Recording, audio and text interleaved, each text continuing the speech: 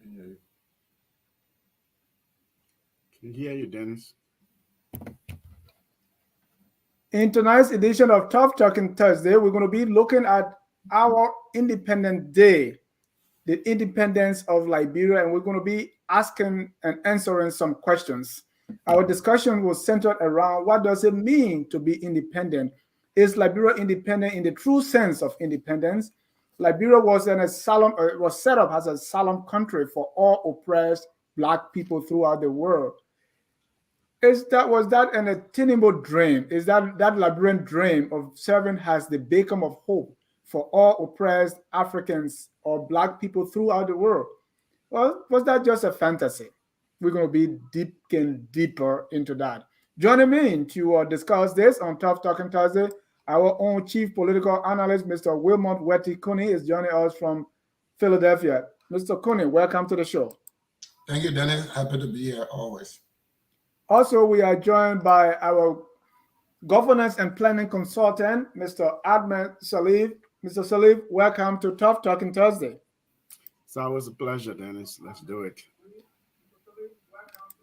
All right. We will also be joined by Mr. Mohammed Sherif, the product of Waplo Institute in River G. That's Kilipo Kanwekan to be specific. He's going to be joining us very shortly. Gentlemen, we're going to be discussing a few things here and surrounding our independence. First of all, this is the first Tough Talking Thursday after our Independence Day. So in a special way, I say happy July 26th. Well, my 26th on you. Thank you, Dennis. Happy 26th to you as well. Thank you. So what I want us to discuss today, there are a few things I want us to be talking about. Number one, what does it mean to be independent? There are people who say, oh, Liberia is not independent. In fact, independent from whom and all that. So when they say independent, what does that mean? Is Liberia independent in the true sense of independence? Even what I even refer to as the true sense of independence, myself don't even know it. So you're going to be helping me break this down. We also know that Liberia was established as an asylum for oppressed sons and daughters of Africa, a vision for a united Africa. So, is Liberia a dream attainable? That's what I want to say. Is Liberia, that dream, is it attainable? Is it a dream deferred? Or is it just an unattainable fantasy? If Liberia was set up as an asylum country for all oppressed people, is Liberia still necessary? Is that goal, is that purpose still necessary? And based on what we've gone through, our past history, our recent history, where we are now, what should be your Independent Day message going forward, Mr. Sirleaf, Mr. Kunney? What should be your message? In fact, if you were called to provide, to give the 26th oration, what will you be talking about? And there are a lot of time that people give, the historians, our historian call is not here tonight because of work. But let's look a little bit at history and divide Liberia into three periods. The first 100 years, from 1847 to 1947. And then we have 1947 to 1980, and then the post-1980. If you look at those three periods vis-a-vis our independence, what do you see? What parallels can you draw as to the purpose Liberia was established? Those are the things we want to be talking about tonight. We want to welcome all our viewers from across the globe. This is Tough Talking Thursday, where we talk tough. But something happened on Independence Day, and we can gloss over it. That is, the Student Unification Party of the University of Liberia was having a demonstration to protest against harsh economic conditions in the country. Okay, we are now joined by Mr. Mohammed Sherif, who is our political analyst. Mr. Sherif, as we all know, is a product of Waplo Institute in Kilipo Kanwekan. Mr. Sherif, welcome to the show. Dennis, thank you for that elaborate introduction. Always go Waplo. Right. And at one point, someone said, well, I get calls, I get evaluation on all of you. So somebody called me and said, well, I like how Mr. Sherif articulates. I like how he speaks. And I believe he must have gone to a school that trained his voice. Is that Waplo Institute? I said, well, let me call Mr. Sherif. Mr. Sherif, Where Yes. is this WAPLO? What is this WAPLO Institute, and what the level of education you attain from WAPLO, for which everywhere is WAPLO, WAPLO? 2 seconds. Yeah. So thank you, Dennis, and great to be with co-panelists. So Waplo Institute actually is located in Kalipo, Kawikan. Kalipo is some miles behind Zwedru. Kalipo, at one point, that region was part of Grand Jita County until in the early 2000s, I believe, when Mr. Taylor created River G County, and Kalipo became part of River G County.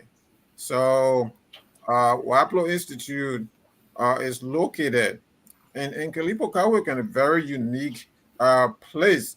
Is that a high school, college, elementary, junior Nah, high? What is it? come on, man. It was an elementary school All right. during my days there. Thank you. But what happened was, people. The reason is this. Kalipo, this is part of the downtrodden, right? So you're in that area and you are overlooked, and people out there are overlooked. By the intelligentsia elite. Yeah, All right. if you will. I mean, Okay, don't let me borrow after. So people in that area. Thank you, Mr. Sherif. So to see alumni from there who would thrive. I believe Nabali is from that area as well, from that same school. Several others who thrive, and so I'm not the only representation. I just happen to articulate it every time I have an opportunity. Thank you. So before we begin our story of the day, before we go into the topics of the day, we want to talk about something that happened on Independence Day. The Student Unification Party, they were demonstrating, and something happened. Student Christopher Walter Civilly was brutalized by members of, they call them, some say that's the Independent Soup, and some say that's a COP CDC. That's a faction of the CDC that took this young man and beat him up, stripped him to his bottom, and it was something to see. As you can see, the video footages here, it was ugly, and we say viewers' discretion is advised. Let's take a listen. So this was a demonstration, and there was a counter protest by people believed to be loyalists of the government. So we are first here. One.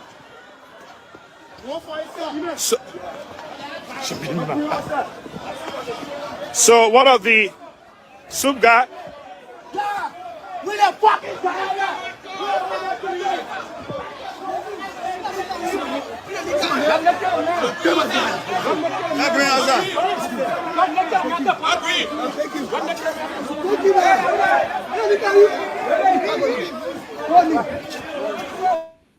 So as you can see, the video is rolling. They are telling naked the man, and they are there watching. And this is very, very bad.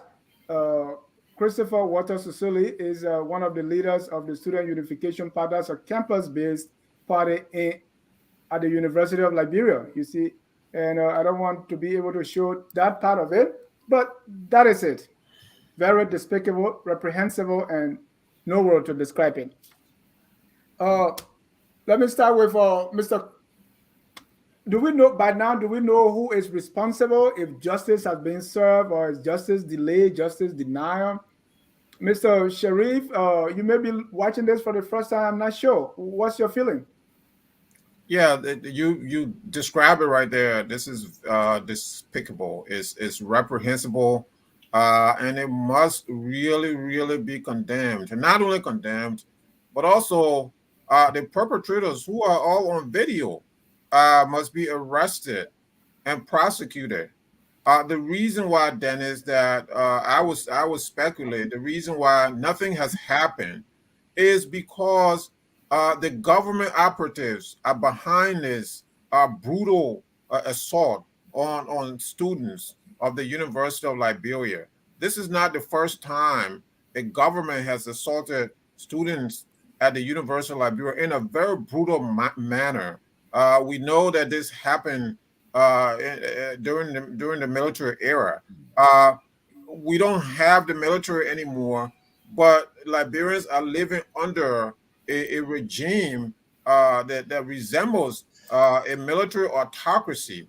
And this is the only comparison I have right now. So the president of the republic is supposed to make a speech to condemn this, but instead, his city mayor of Monrovia goes on a press conference. He's interviewed, and of course he denied, and no investigation is occurring.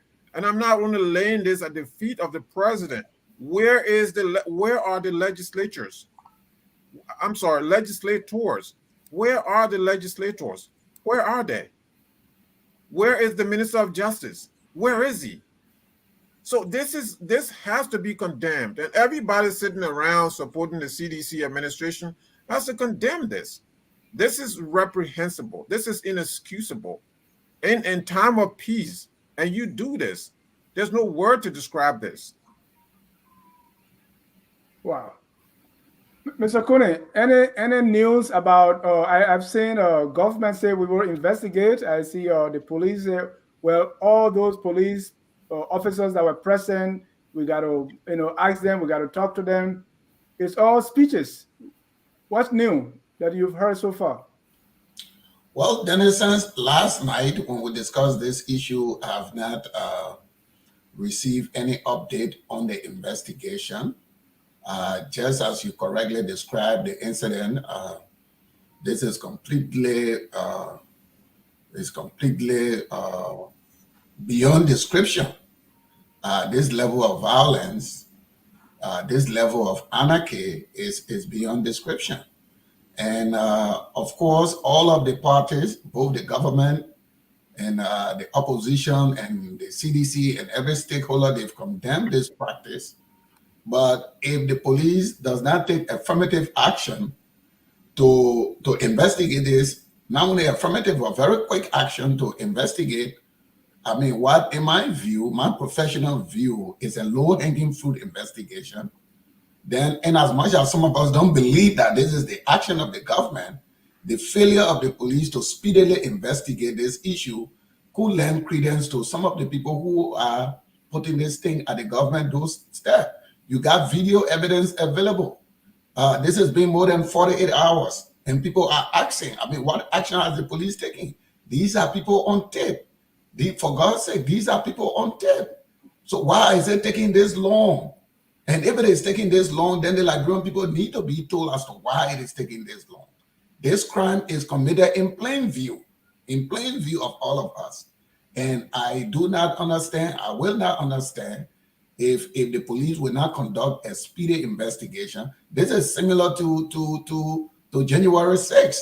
You see criminal investigators, they look at the video and they were able to pinpoint individuals with regard to their exact participation in the January 6th incident. We have a video. We have a young man who is mercilessly being attacked by individuals here that are all seen in the video. I think this case should be, if it is not, it should be highest priority, not only on police, but I mean, these are situations. I remember when we were in law enforcement, this is one of the areas where you will have a collaboration and coordination with other law enforcement agencies to help, the police to conduct this investigation. This level of violence cannot continue. It cannot be tolerated. It cannot. It is just part and parcel of the mob, the vigilante justice that spread, across the country. I mean, if you get in an accident with a pen driver, you fear for your life. You fear for your life. So all of these things, I expect the police to move very fast. Delay is not an option here. Delay will give credence to people who believe that this is government sponsored. I don't believe that it is the action of, I don't think the government planned this, the government sponsored this.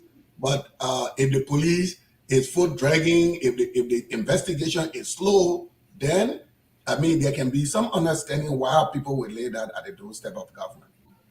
Mr. Sirleaf, what does this say about the governance issue in the country? This chaos, this is anarchy.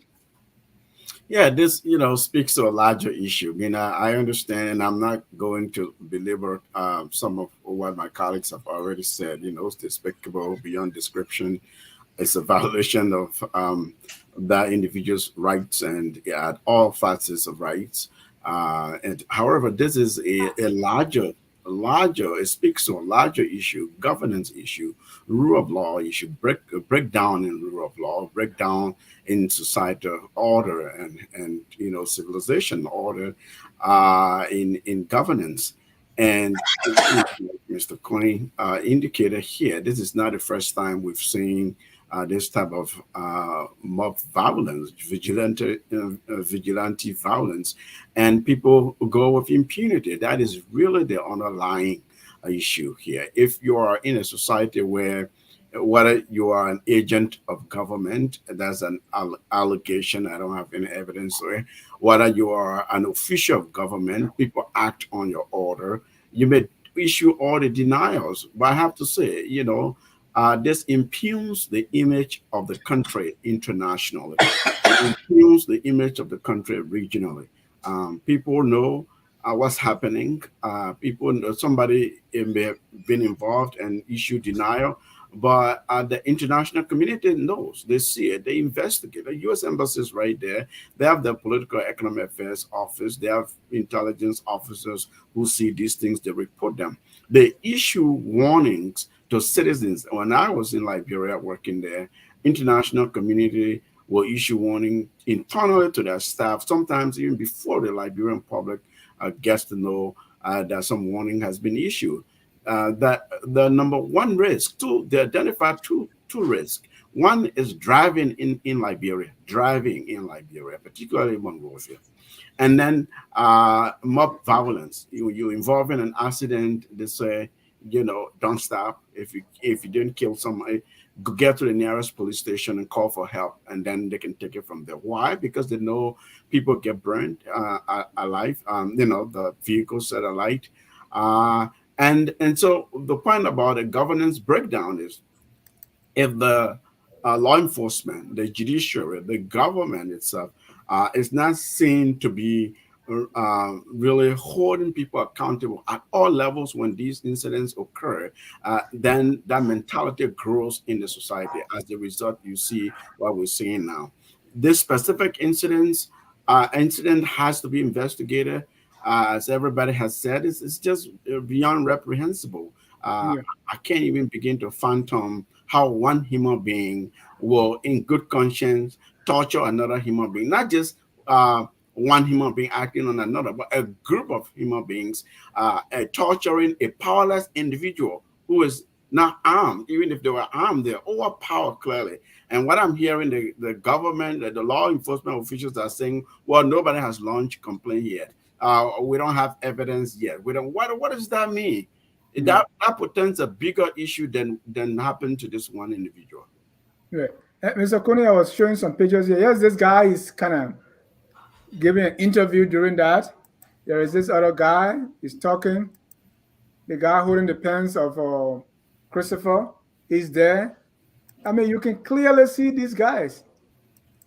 In this case, Mr. Kunney, what will law enforcement do right away? If law enforcement is not arresting, for instance, this guy or calling him for questioning, and as I understand, these guys know one another. They, like for instance, Christopher, who was being brutalized, should know these guys personally because they all interact. They all meet sometimes students in the same community right there.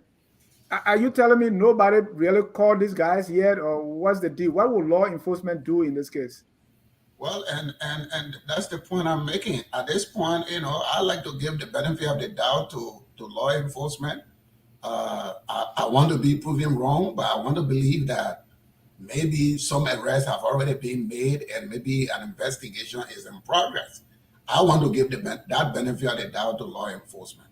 I would be really surprised if after 48 hours with all these video evidence that is percolating around if up to this point no one has been arrested.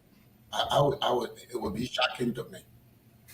And Dennis, listen, this is this is intolerance, right? I mean that no citizen can speak to the ills or what they see as the ills of their government.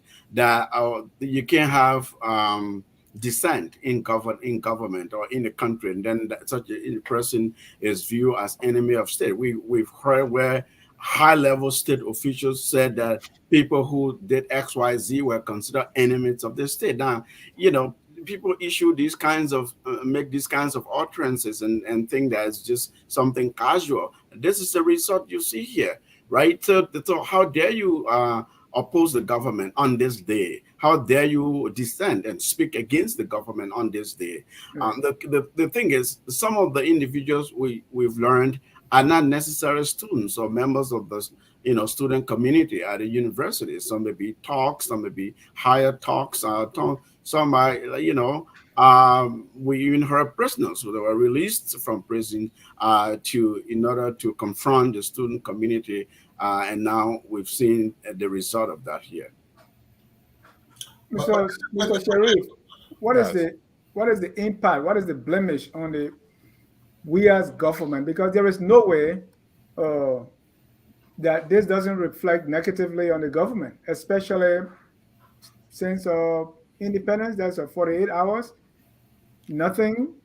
Yeah. So this president, I've talked about this ad nauseum. This president does not have the tolerance level of some of his predecessors. This president is very intolerant.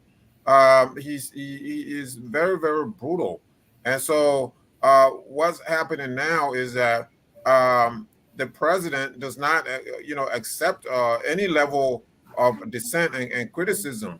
We've seen that he's gotten rid of political opponents as high as the Supreme Court level. We saw that a Supreme Court justice was impeached through the instrumentality of this president. So he does not accept any level of dissent.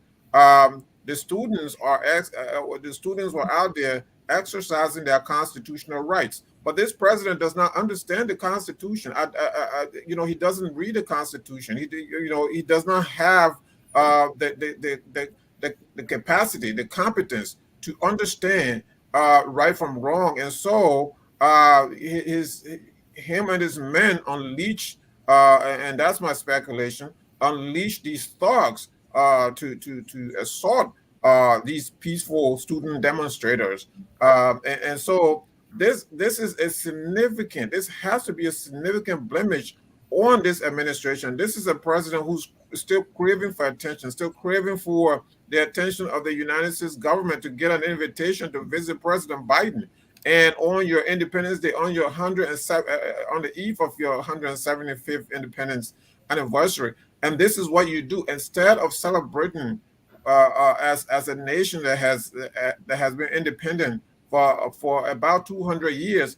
This is what you showed the nation. You showed the nation that after 200 years that you are an autocracy, that we are ruled by autocrats. And not only that, you have the city mayor of Monrovia, who's an ignoramus, doesn't know what he's doing, and very brutal as well as the president, who went on an interview and denied in anything like this. Look, at the very least, the city mayor has to step down.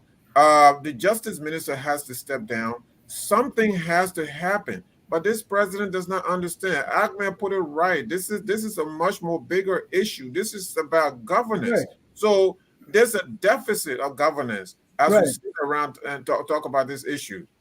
Mr. Kunney, why no one has lost his job?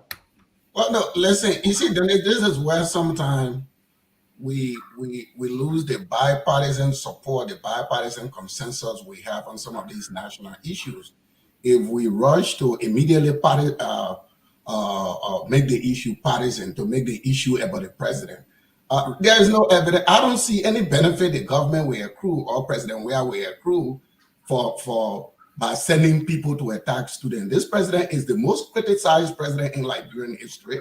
whether it is radio criticism, whether it is Facebook criticism, whether it is personal criticism. He's the most threatened president in Liberian history. He has not taken personal action against anybody. His government has not taken action against his critic. This is an act of hooliganism committed by individuals, and I think the call here is for an investigation to get to the bottom of this issue, to hold those who committed this act, to hold them responsible, to kind of but when is the investigation going to occur? The investigation has not occurred, and so the country is almost like leaderless. There's no governance system in the country.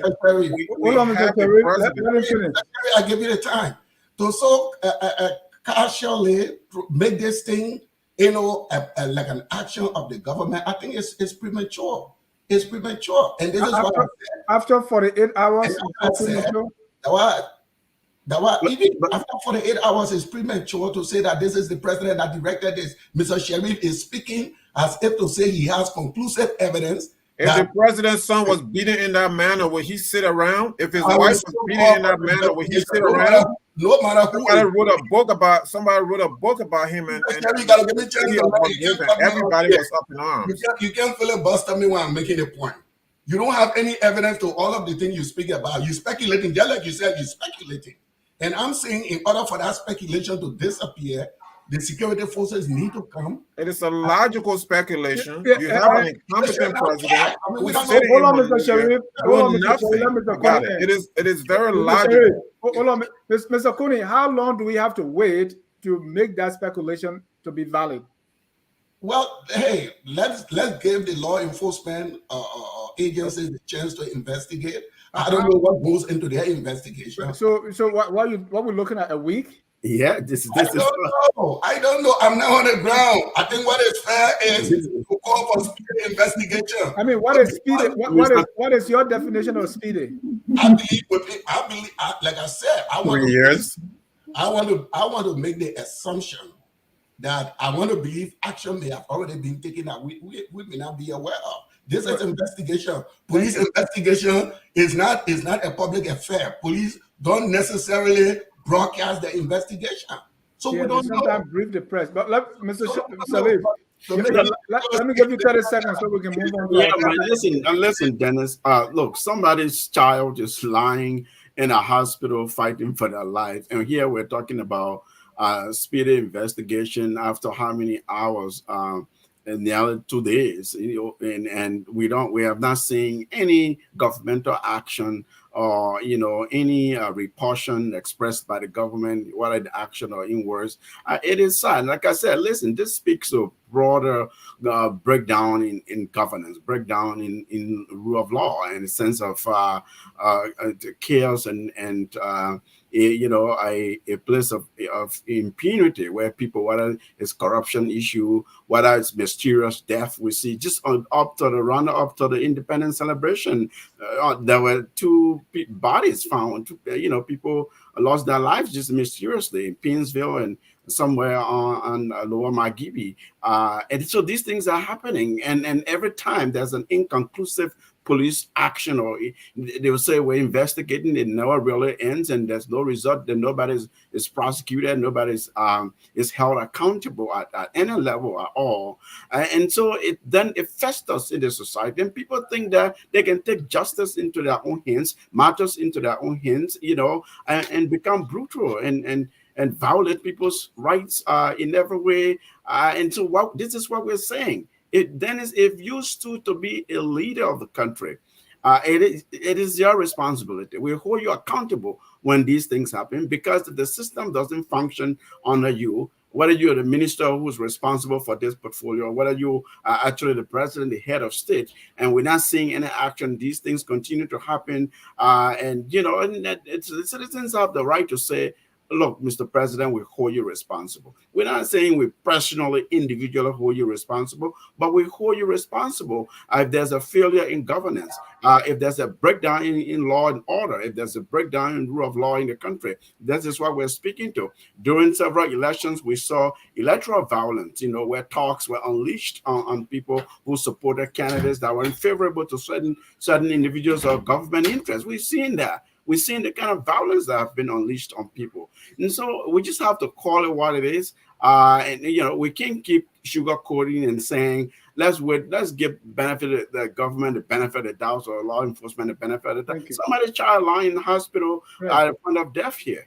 And talking about lying in hospital, this is Walter Sisulu in the hospital, and this looks very, very bad. And the president should act. It looks very bad. This president has the blood of the university students on his hands. This president has his blood on his hands now, and he must do something. And Dennis, this president is not going to do anything. So this is going to go away like everything else that has gone away under this incompetent administration. Ladies and gentlemen, if you're just joining us, this is Tough Talking Thursday.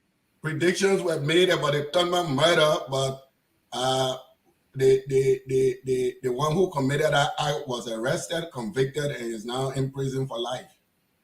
All right, this is Tough Talking Thursday. We are discussing the brutalization of student leader Christopher Walter Sisulu Sivili, who, after 48 hours, those responsible for this heinous crime had not been brought to justice, and we lay it at the feet of President George Weah to do something and do it now.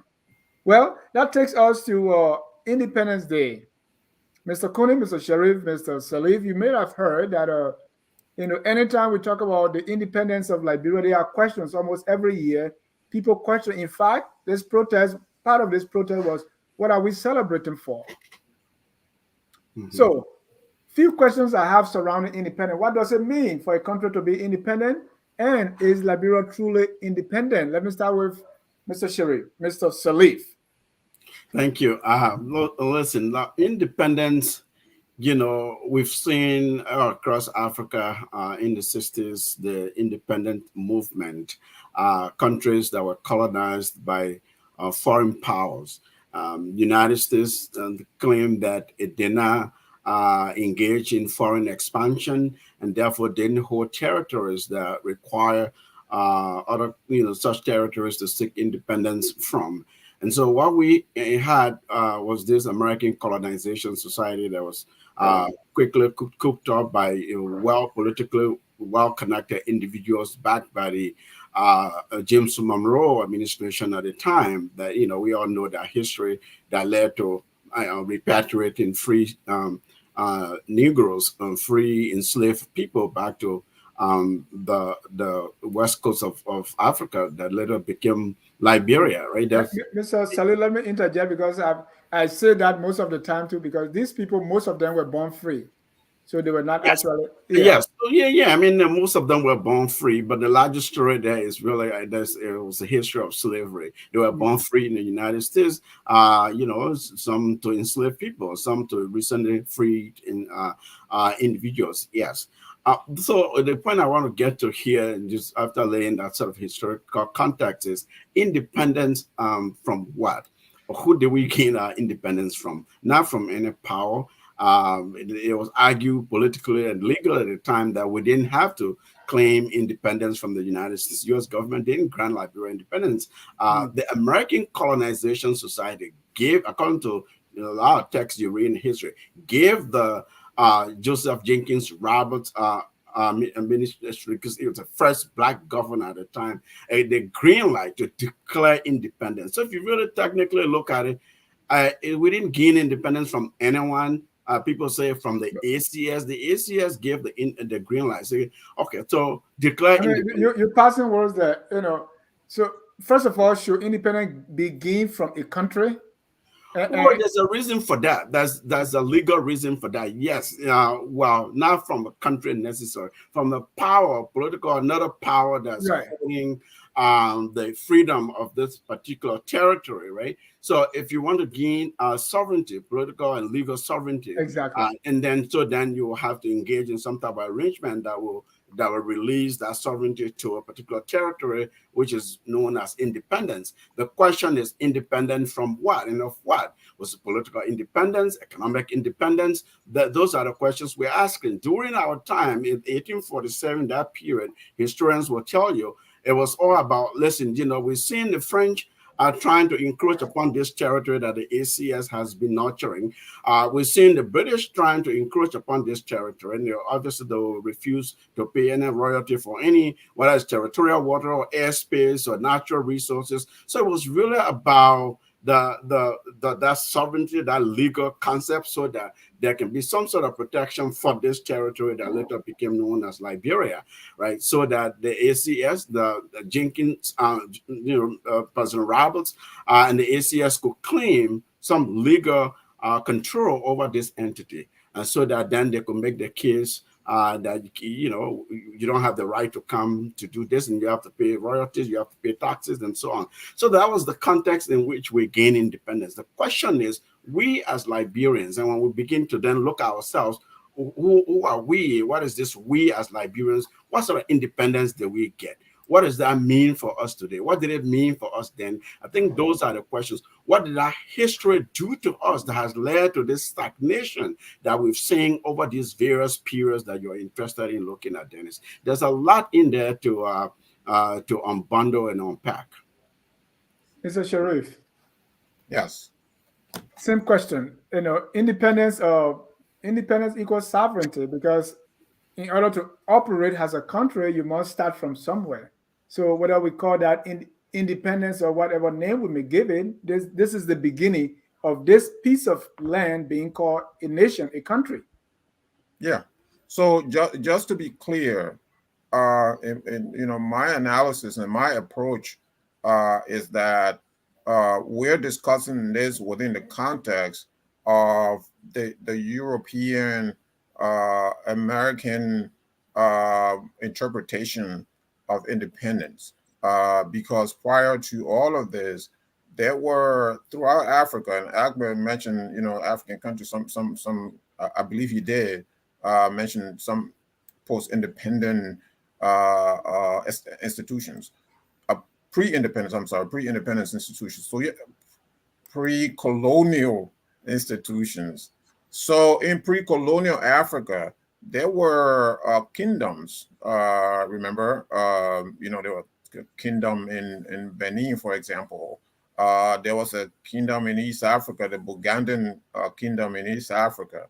The Wasulu Empire that Carl had on this show talked about one time. And prior to that, we had these great empires: the Mali Empire, the Songhai Empire, and all of that. And in Liberia, there were kings, and in different enclaves of the country who were ruling over their subjects. They were the governors, and there were people that were being governed in pre-colonial time. So in the context in which we're looking at this now, so it is a context in which we're going to speak. So we're speaking from 1847. So so that's the beginning of what you'll call your political independence in the European and American interpretation of independence. So yes, that's the beginning point in 1847, when Liberia will gain independence. Joseph Jenkins Roberts becomes the first president of Liberia. He won the election of 1847. So that's the beginning of the Liberian nation state, the independent Liberian nation state. Yes, there was no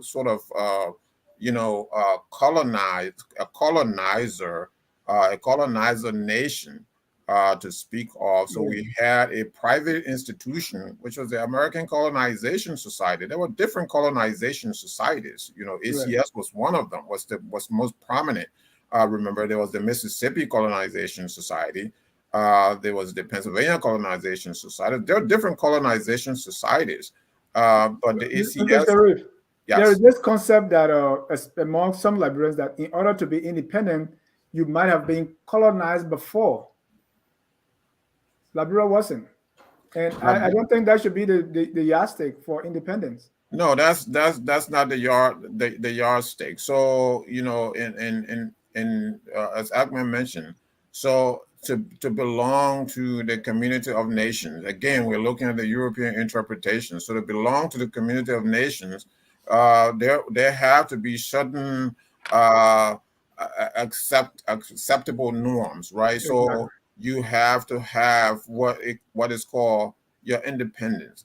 Whether that independence is from a power like the French or the British, or that independence was from an institution like the ACS, it is an independence, right? It's an independence that you gain to be able to now form your own administration, your own political administration. And that's what Liberia did. Liberia founded its own political administration and, its own judiciary and its own legislature. So that's the beginning point. So somehow to say that you must be governed by, a country is not altogether, is not entirely correct, as we saw in the case of Liberia. And just quickly before you go to Mr. Kunney, what was Sherif's point there were those in anti-independent individuals in the U.S. at the time who actually argued that the ACS didn't have the legal standing to for Liberia to gain independence from, or to grant independence. So that was really in flux. It continued to be a debate post that 1847 period. But I'm not a historian. Let's hear what Kunney has to say. Mr. Kunney, so looking at that, there are some people who also equate being an island to independence. And what do I mean? Liberia is not independent because we can't feed ourselves, or Liberia is not independent because we can do X, Y, Z. So let me ask you, is Liberia independent? And I add it in the true sense of independence, whatever that means. Well, yes, Liberia is an independent country. There's no question about that. I think the whole concept of independence, when we talk about it, and some of my colleagues here, they are experts in international law. But like we said, before this whole independent movement, various societies were controlled by kingdoms, by different arrangements. Even in Europe, you had these vast kingdoms, and in Africa, you had all of these kingdoms. So the independent movement actually, I think, started from the period of building nation state, when societies were coming together to build nation state. And the thing, you think about Liberia, and if you think about how other nations came together, these nations, they came together on the basis of shared history, shared culture, individuals that belong to similar culture, similar history, similar experiences were able to come together and say, you know what, we occupy this particular geographic space. This is who we are, and this is how we call ourselves. And this is the country that we are forming, leading to independence.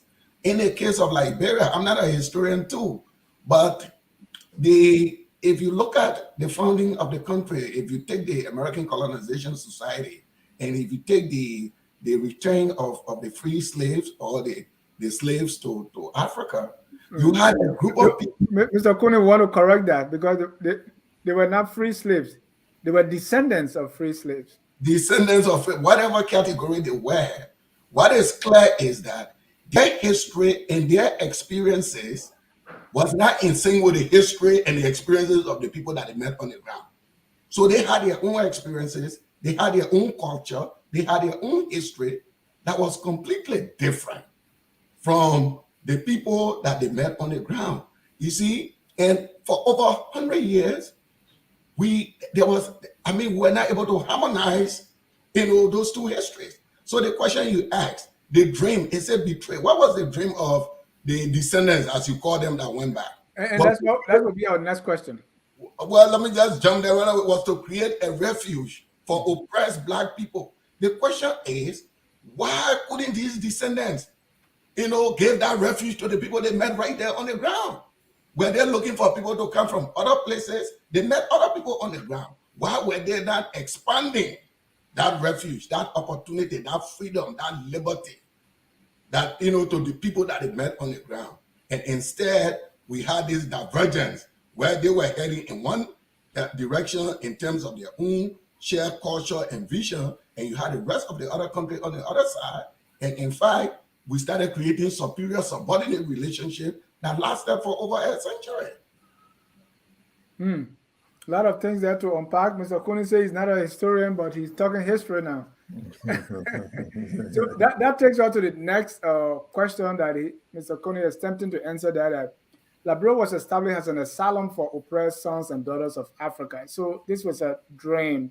Before the ACS even took up the project, they were Africans, or they were African Americans, that saw it this way and wanted to go back to establish this asylum country, right?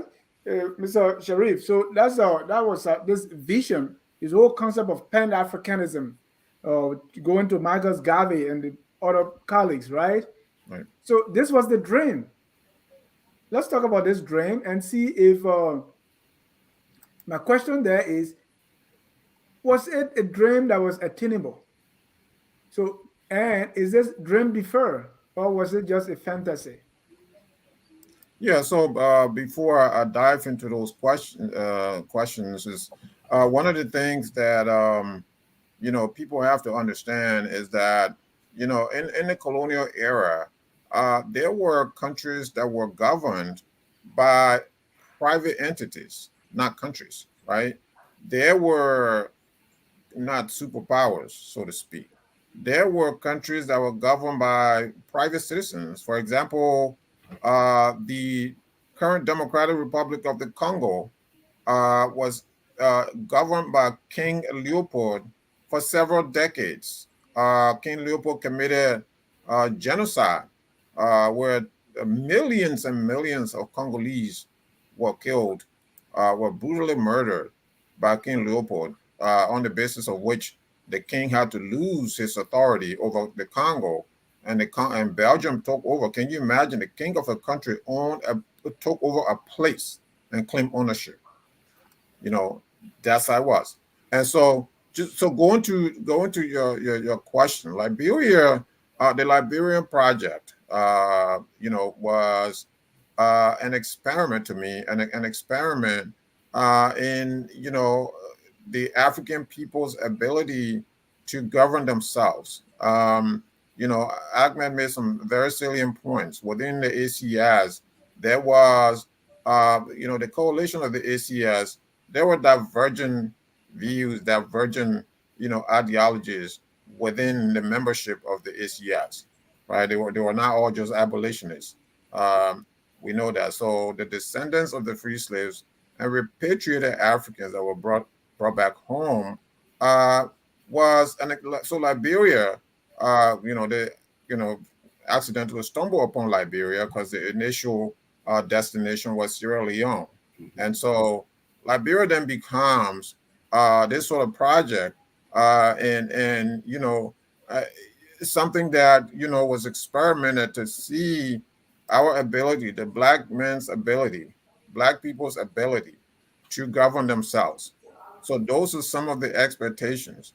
And the founders who came, for instance, Joseph Jenkins Roberts, those guys who came, who were in E.J. Roy, guys who were already business people in America. They were businessmen, went over to make that dream a reality. Whether that leadership is in the church, or that leadership it's in the economy, in the era of the economy, or that leadership was political.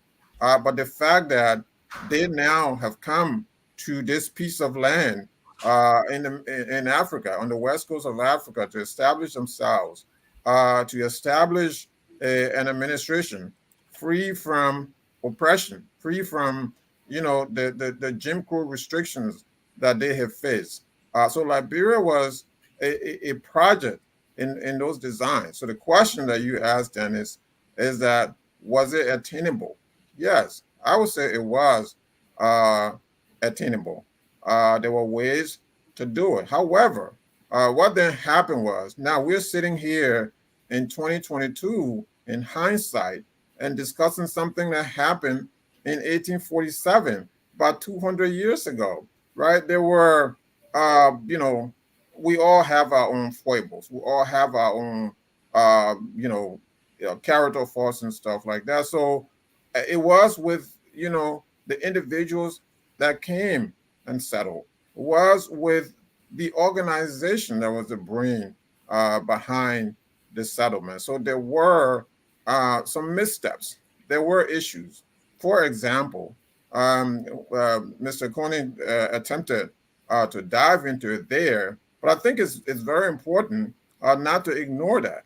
And what I believe as a Liberian then is that it is still you can still be a Liberian patriot and still critique the ills of the nation from the early foundation to now. Not this sort of one-sided criticism that some believe in. I believe in equal opportunity as someone who looked at events, whether it was committed by those who came or those who were there. Yes, there were faults committed. There were things that, for example, the expansion into the interior could have come a lot earlier, but it wasn't. Women's suffrage could have come a lot earlier, but it wasn't. Again, we're talking in 2022 now. But back then, those were not burning issues. So yes, it was attainable. But again, operating in 1847, there were things that, I guess they never thought of. For Right. example, Joseph Jenkins Roberts somewhere talk about a mission to bring Christianity to people who were I think his word was not enlightened or something like that. And Joseph Jenkins Roberts was a very, very brilliant man, but again, it was in that time period within which they were making these expressions, they were making these decisions. So the foundation that they laid down in 1847 could have been built upon. So the hope was that foundation was not perfect, but that foundation could be perfected as time went on. So as this discussion progressed, the question is, what happened in between? And I like the way you sort of segmentize the time period, 1847 to 1947 to 1947. That's 100 years. 1947 to 1980. That's, I believe, a period of 33 years, and so on and so forth. So there were issues. So the bigger question is, what happened? What failed? Why did it fail? Because certain things weren't working. Why are they not working now? I think those are the things that we will need to look at and dissect as well. Thank you, Mr. Sirleaf. Is Liberia a dream that is attainable? Is it a dream deferred or an unattainable fantasy when we look at Liberia being set up as an asylum country for all oppressed people? Well, and I want to challenge that narrative a little bit. Yeah. That Liberia was actually settled for all oppressed people, all oppressed Africans. The ACS project wasn't about sympathy. The culture in philanthropy, religiosity. But it was really more than that. I mean, we're not going back to that history. And then, and once people started coming, what happened during that time? Was that a project where you were sending oppressed people, or were you running away from the perception that there will be social ills with all these people now that are freed in the society, that are having the children, and the conflict between the North and the South in the United States? They did not think about Liberia till after their own reconstruction, in the 1700s or something like that. So United States didn't recognize Liberia for anything. Even after that ACS green light, 1847 happened, it took years. The British recognized it for some reason because they were sending their own people to consider dejected, rejected blacks from London to Freetown and from Caribbean countries that they had control over, right? So there's that history. I am saying that because this whole notion that it was a dream, and you could say if I begin to discuss whether or not that dream was attainable, or was it even realized, then I've bought the assumption, or I've bought a narrative that this was a country that was set up for oppressed people. Later on, of course, like I talked about the independence movement across Africa, the apartheid eras in South Africa, a lot of Liberians who were running from oppressive powers, like Africans who were running from oppressive powers, and found Liberia as a safe haven. That is true. That is a historical fact. Now, the question I think we should be asking ourselves is, um, is this thing about that I read somewhere about one Liberian historian. I don't know if it was Amos Bian or Dr. Elwood Don, one Liberian historian or Liberian academic who wrote somewhere that Liberia was an accident of history, right? So that the way the country was set up, so that the people who came, what they had experienced or their ancestors had experienced in the south, deep south of the Americas, and then brought a sort of mindset to Liberia and their approach to this coast of Africa, and their mindset towards indigenous Africans whom they met there. And even if the account, what the ACS agent threw his gun at the head of the man they named King Peter, right? the day king, whether that was true. Now, all of that tells you about the founding of Liberia, some of those historical problems. Did they follow us? Are they manifesting today? And what do we do to really have a true introspection as a people? Because, listen, we have wondrous issue, monumental problems. We've now been able historically to really, and some of these are very painful conversation. People are very politically correct when they're discussing Liberian history, and when they talk about Liberia's progress and problems. There have been progress. We've been part of tables where we've participated in the founding of a lot of international bodies, and Liberia has a rich history of diplomacy, of law, of scholarship. So we cannot dismiss all of that. Granted that people who even came, right, the mortality rate among them, you had some over 5,000 or so people that came over several voyages. Less than 2,000 survived. So we have to give that to those who came to these shores of West Africa that became Liberia later on.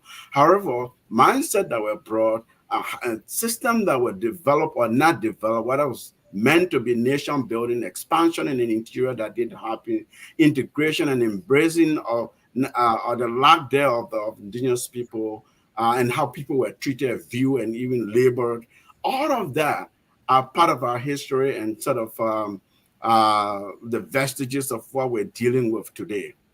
Can we extricate ourselves out of that and find strength in diversity and forge ahead? It's a difficult question because even today, as we speak, we're sweet and hospitable people, but we're also very discriminatory people. We're also very tribalistic and divisive people on a lot of fronts, on a lot of accounts. These are things that have been documented, right? And so I'm not just sitting here pontificating upon, I may be paraphrasing or just generalizing, but these are things that are documented, that are there. Yeah. Now, if we want to make progress, what do we do with that history?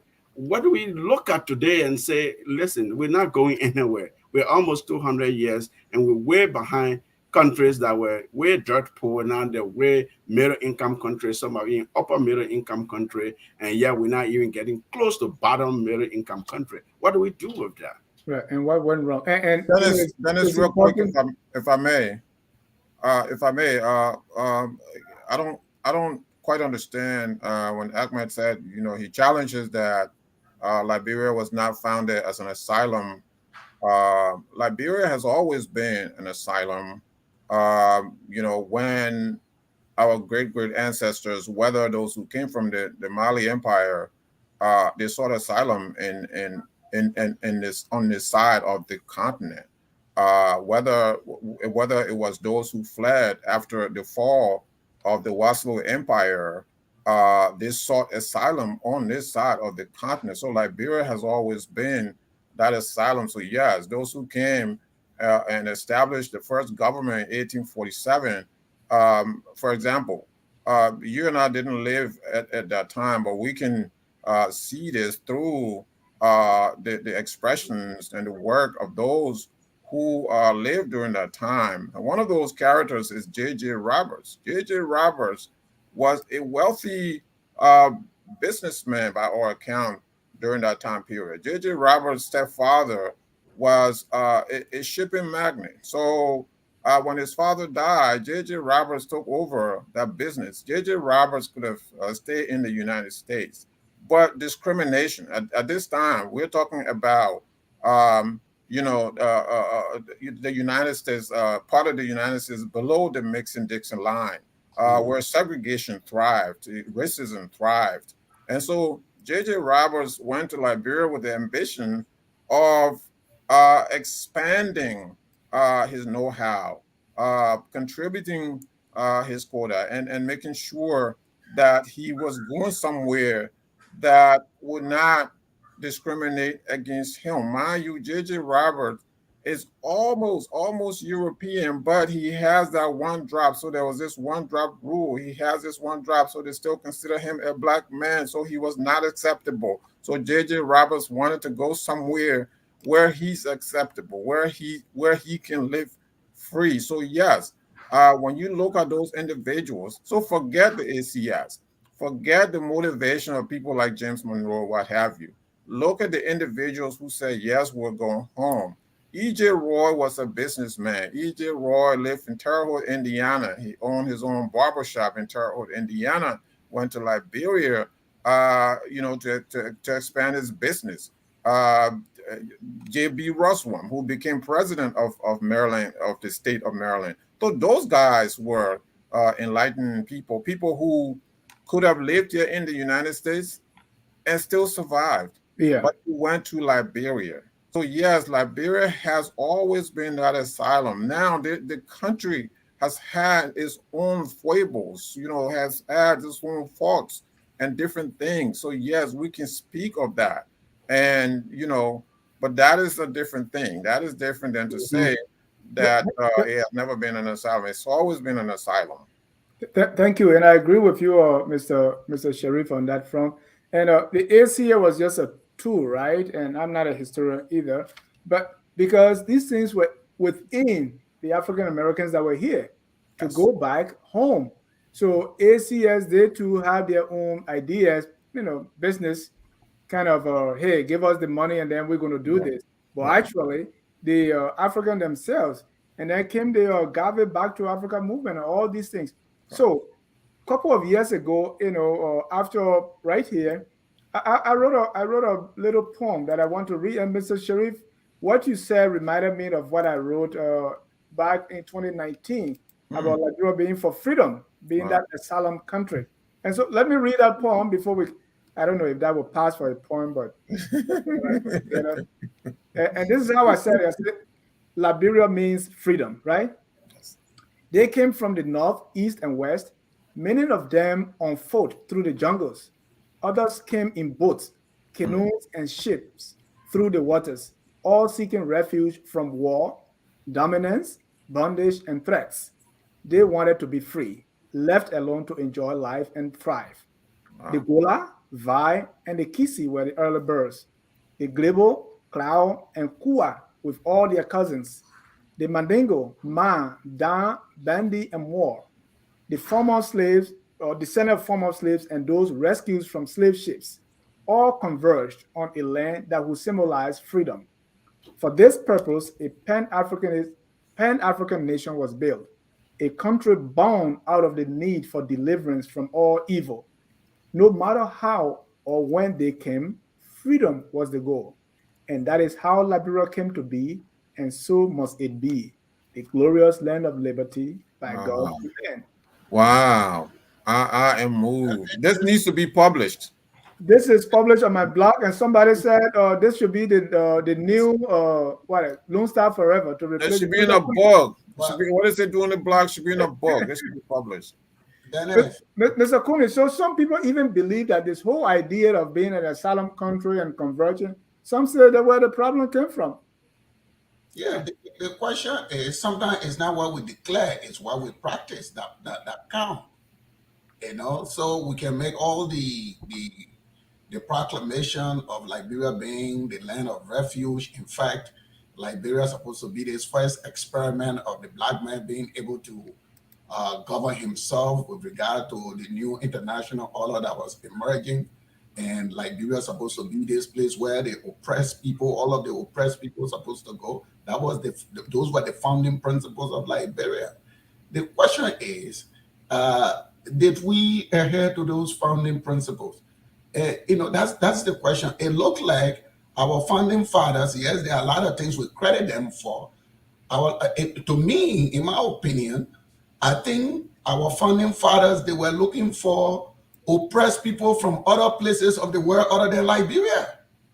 They decided to oppress the indigenous that were in Liberia while catering to oppress people from the Caribbean and from the West Indies, from the United States, and forgetting the indigenous that occupied the land. In their own mind, they think these indigenous were savages, they were hidden, they needed to be Christianized, their civilization was inferior, they needed to be trained. And then we had this whole project of indentured servitude that they implemented, that they continue. And from that time, I know you broke the segment down. I mean, the treatment of the natives continue to the point where even the slaves that were recaptured, that they didn't go to slavery, they didn't reach to slavery. The slaves that were recaptured and sent to Liberia, they occupy a higher ladder of the social strata than even the natives. And then it go on even in contemporary times, where even Black people from other African countries, whether it is Togo, whether it is Nigeria, whether it is anywhere around the sub-region, they were easily assimilated into the ruling class. Like you got the business class, you got the Adigabis, you got all of these people, while native people were still fighting for basic human rights. So, yeah. Mr. Kunney, do you have historical facts about these things that you're saying? My man, you don't know about indentured servitude in Liberia? The way people were, the ward system, the Dennis, yeah, the ward. You want us to talk tough, you like talk tough. I mean, we're talking tough. Indigenous people that had to serve the American Liberians. Some of them were maltreated. That's a fact. That is a fact. I mean, if you really go to, if you say you want to, Mr. Kunney, what I was trying to see, was this institutionalized? Was it how things were done, or there were wicked people? Like even today, we get kids from the. Hold on 1 second. Like even today, we have people in Monrovia who will take a kid from Nimba or from Fisibu or from Glay and bring them to Monrovia, and they just use them. They're selling for them. So are they just wicked people, or these were the institutionalized practice of the government of the day? Then is the system of privileges, the system of monopolizing political power. Those were all systems that were set up. The system that excluded you and I from voting until we own property. That system that was just destroyed in the 80s. Those were systems that were put in place. The system of even not educating the natives. I mean, you say you want to. Please point to when they say, "Oh, you can't vote until you own property." Was that in the Constitution or where that was the law that Amos Sawyer challenged in the mayoral election. That was the law that was challenged. You can't vote or you can't run. You cannot vote until you own the property. The property class were allowed to vote. I don't believe that, but that was the law. That was the foundation of the Sawyer for Mayor campaign.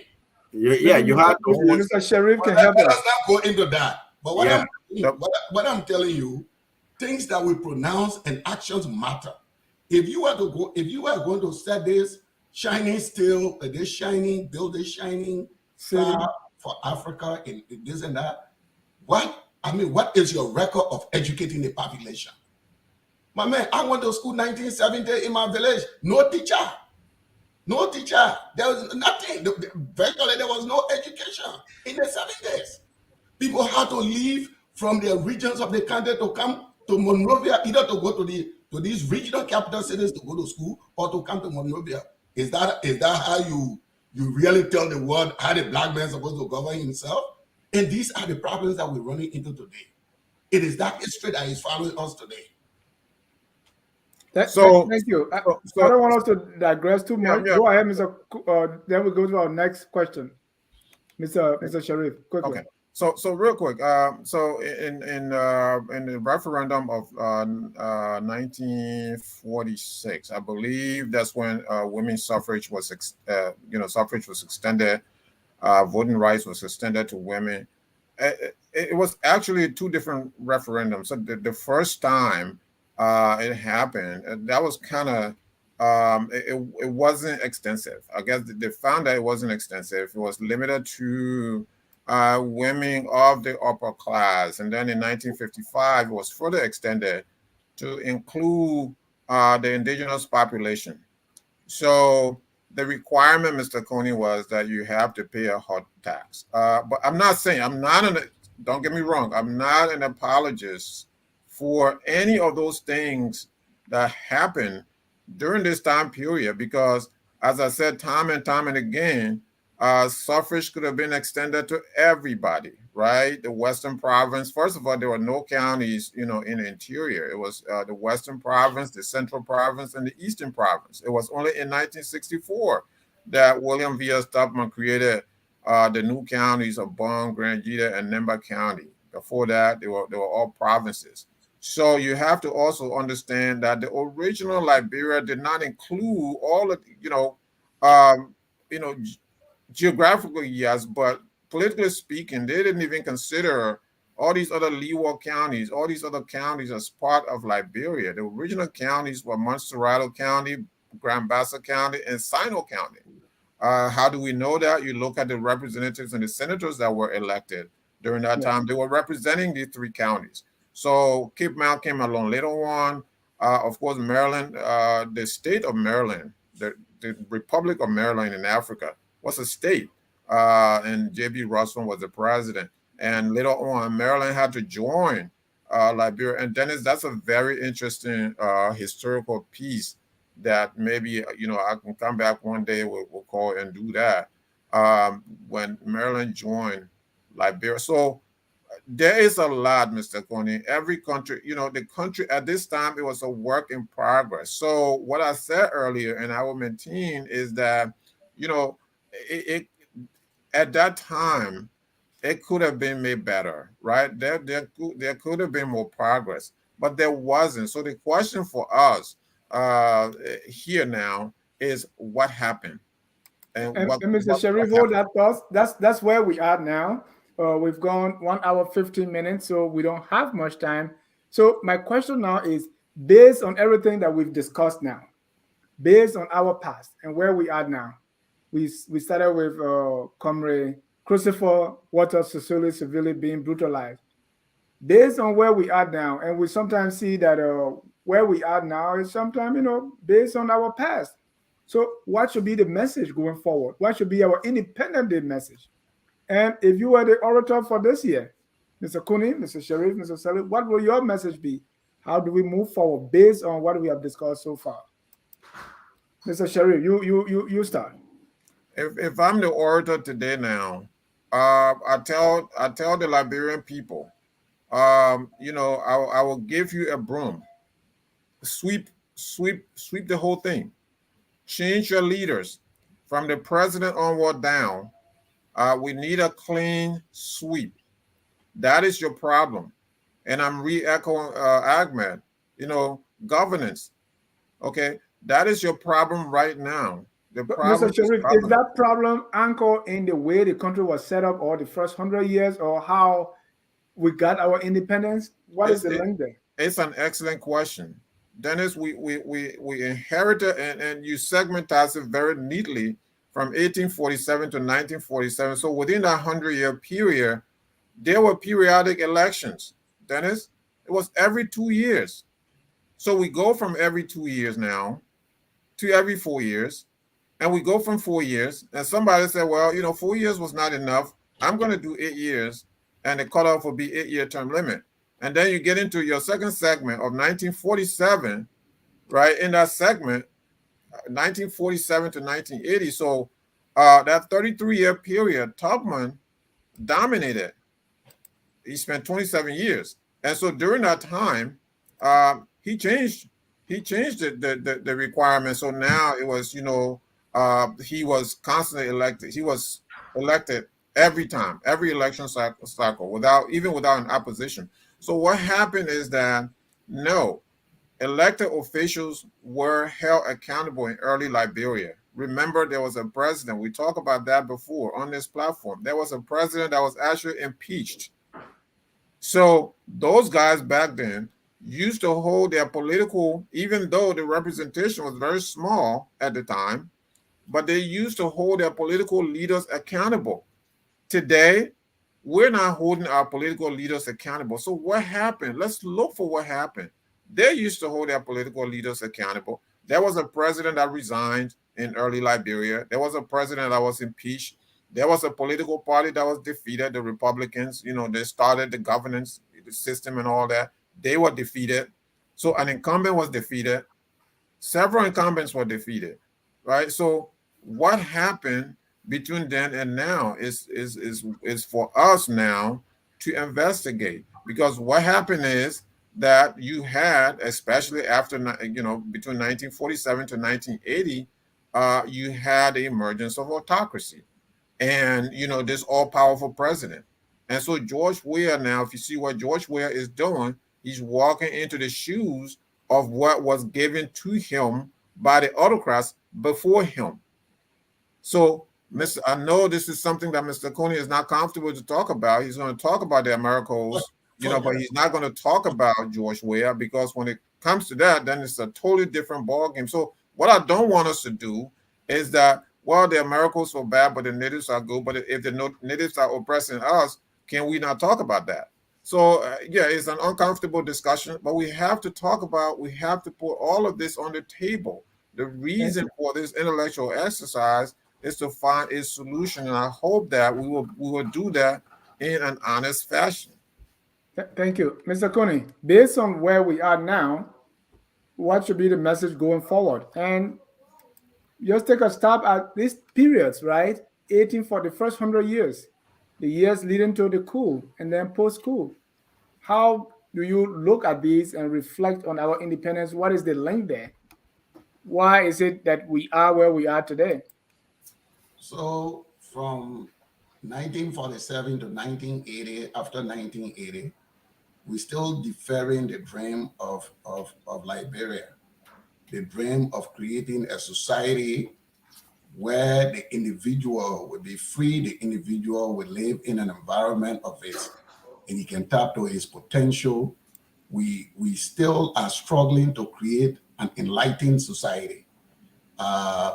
Education is at a dismal level in our country. Our education institutions are struggling.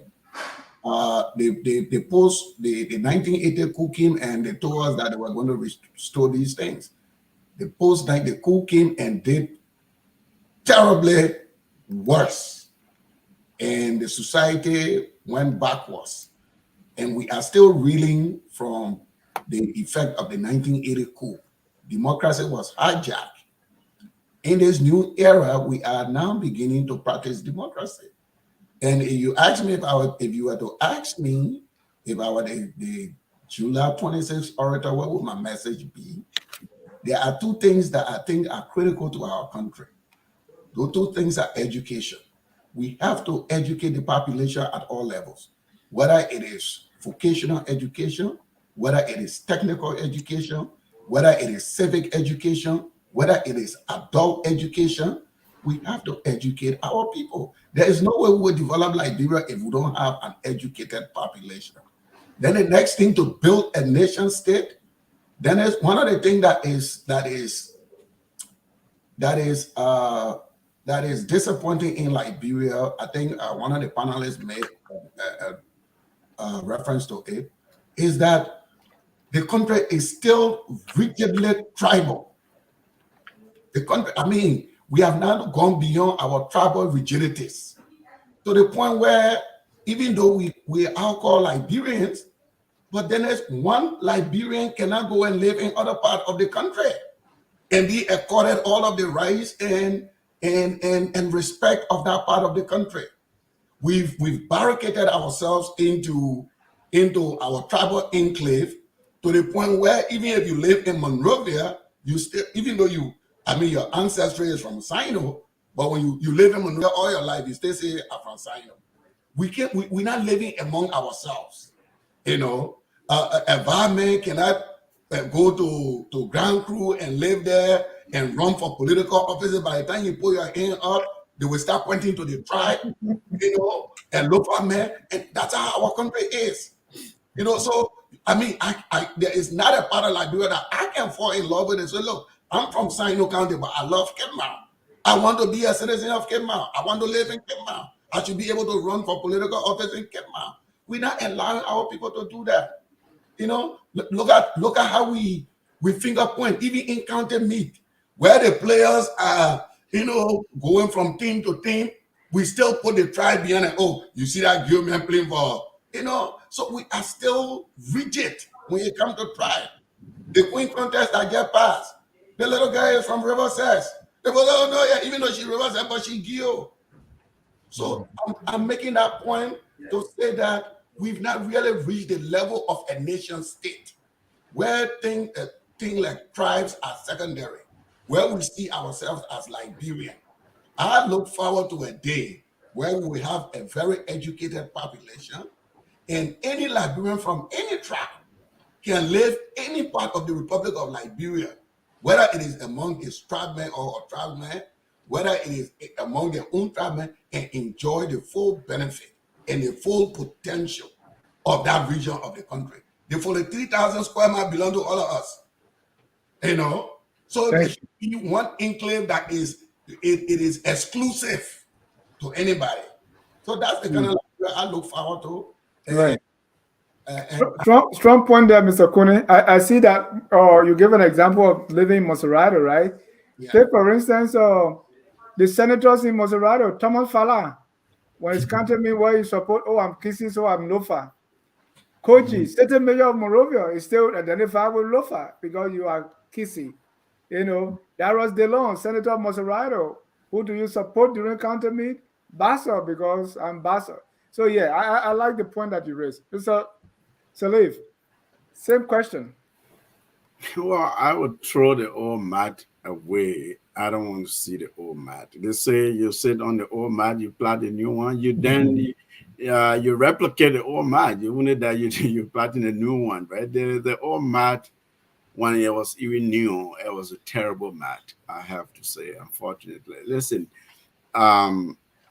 if I had a message for the Liberian people, it would be a sort of social transformation, social cultural transformation, mindset transformation. Your mind holds you. I don't care, you change a leader, you bring another leader. It's like you dump the old wine, you put another wine in the same bottle. It's just the same issue. Okay. Some of the things that my colleagues here have talked about, I mean, all of those, plus just the sheer immorality, the culture of dishonesty, the culture of sort of individualism and tribalism. So aside from yourself and your immediate family, just your tribe and maybe your religion, right? That's the kind of segmentation that we have.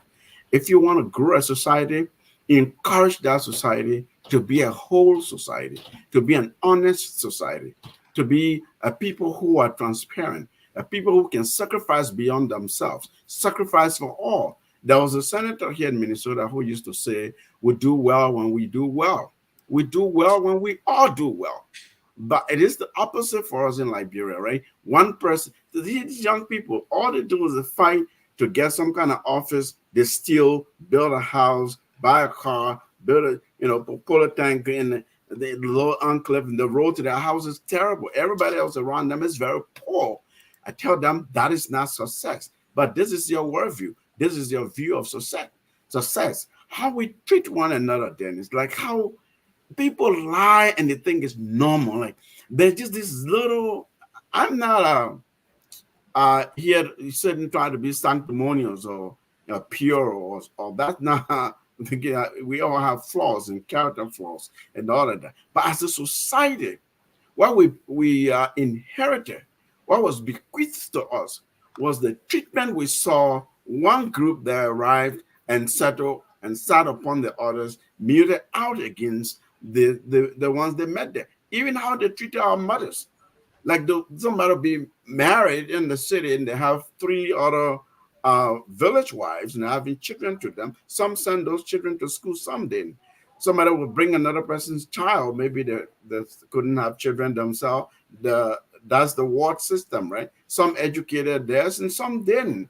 I mean, to the extent that the abuse, that the immorality, the dishonesty, what we grew up hearing is Liberia was, founded on Christian principle, and our Christian brothers and sisters, they throw that in our faces when you say, oh, okay, fine, you can have it, but tell me about this principle.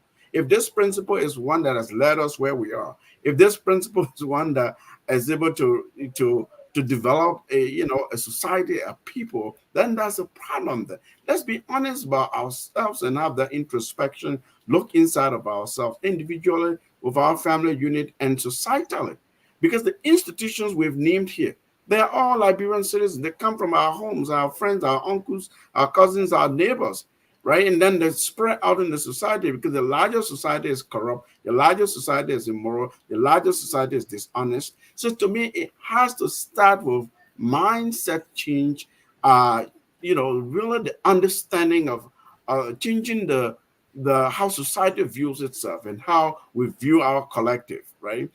Because then if you labor and work for the collective to make it better, you're bettering yourself. But if you focus only on yourself and then you abuse the rest of it, we can't go anywhere, my brother. We can do this another 200 years. If God changes the algorithm so that we can live to be 300, 400 years, we will come back, two of us, and have this conversation another 200 years from now. Nothing will not change. But the algorithm will not change, I guess. So we yeah. That's Thank you, Mr. Sirleaf. If you're watching, want to be part, the number is on the screen, 605-313-6004. The code is 791-403#. And because this is a conference call and you are paying, I continue to monitor my bill, and I got $2, $3 here and there from Focus on Liberia. So that's a sacrifice we are willing to make. So while we wait for our callers to jump on, let's take a few comments here. There are a lot of comments. We're going to take a few. Nicholas said, why are we forgotten so quickly the very issues that led to the unbreakable 14-year civil war? The government that claims to be grassroots administration, patriotic law-abiding, will allow the alleged CDC, COP killers, bloody, peaceful, and civilized, educated citizens. That's making reference to the beating of Brother Sisuli. James Panto, it is not few university of all Liberian students to stop Liberia, to stop government not to have Independence Day. So according to Panto, these guys that want to demonstrate, they were stopping Liberia from having Independence Day. That is absurd. Fix Electronics say, whoever organized the protest is partly to blame. Did they get permit? Cause security matters for all parties. That's not true. So it's a try protesting in any world African country on Independence Day. See what will happen. In other words, if you protest, they should beat you up. You should be beaten by gangsters. This is wrong. Jimmy Eastman, what we have is a chain reaction of oppression being taught and carried forth by formerly oppressed people. Liberians should remain cognitive that what we learn from many of those before is abuse. As we gain maturity and stature, we must be resolute not to become to others what has been so painful and oppressive to us. Amadou Kamara, President George Weah is turning a blind eye on every evildoer in the country just to maintain his grab on power. He is to put fear in Liberians. Willie Hina say, hey, Mr. Sia, talking to me now, please ask Mr. Kunney if he's actually following criminal cases in Liberia under this government. If yeah, let him name one successful case being investigated. Bring sound people to the room. I already named one. If just say George Weah should resign because he is unable to govern the country. And be talking about, he also asked, can we distinguish Declaration of Independence and Declaration of Sovereignty? Emmanuel Jackson, liberalization has never worked. Tribalism, survival, the fittest are the norms of the region in West Africa. To that, let me take few calls here, and then we'll get into our Tabata session. The first caller here is Jimmy Eastman. Jimmy, you're live. Hey, very good conversation. I really appreciate the discussion today, Mr. Sirleaf. As always, you are very spot on. And even you, Mohammed, I really appreciate you. But I wanted to put Mr. Kunney on my back today. Yes, you know, it's discrimination. When we discriminate against each other because of tribe, is discrimination.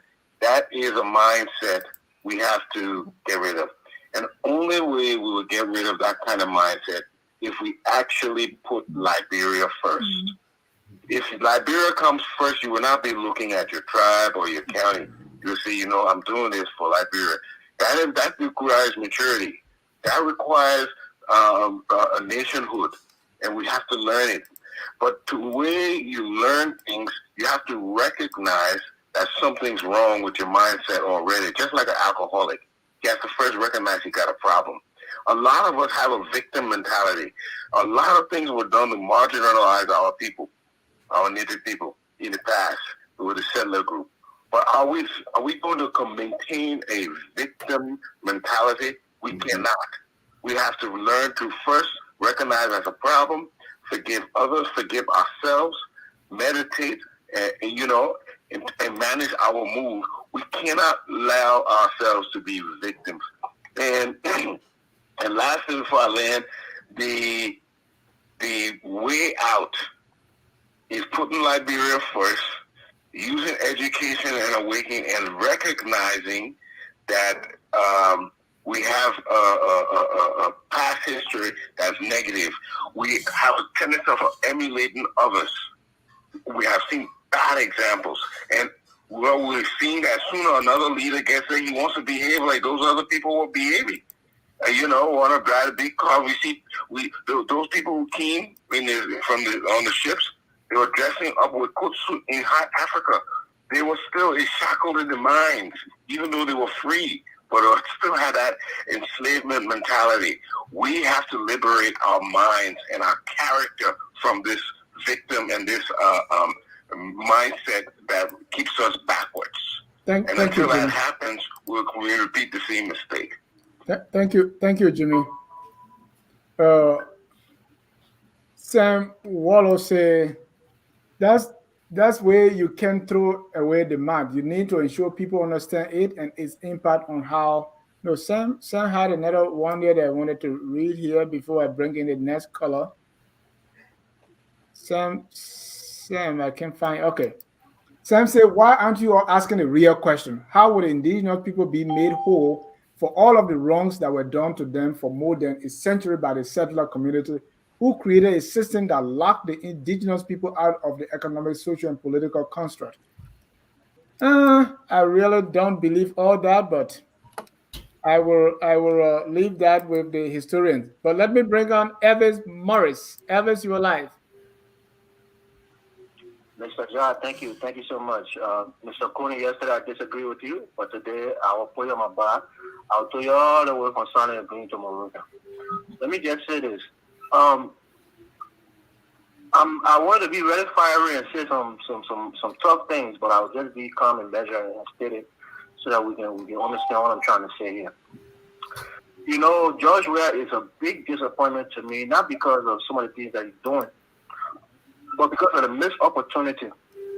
I don't think there was anybody better in our country who was so universally loved by the Liberian people that could have unified us as a country like George Weah had an opportunity to. And I think he still got time, but he failed to do so, mainly because he refused to implement the TRC.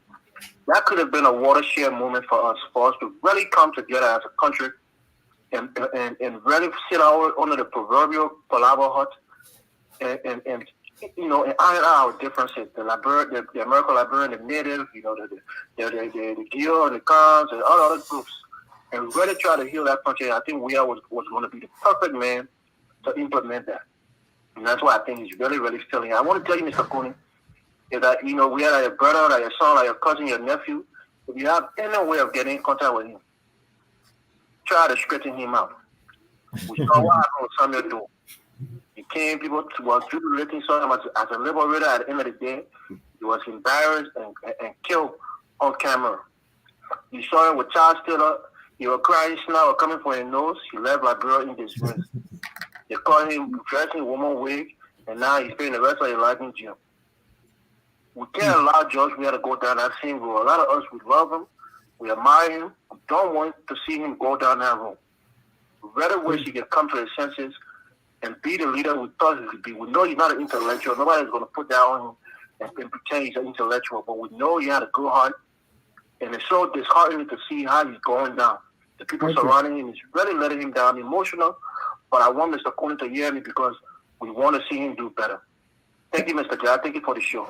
Thank you for taking my call. Thank you. Aliyu Kamara, you're live, sir. Yes, sir. Good afternoon, good evening to everyone.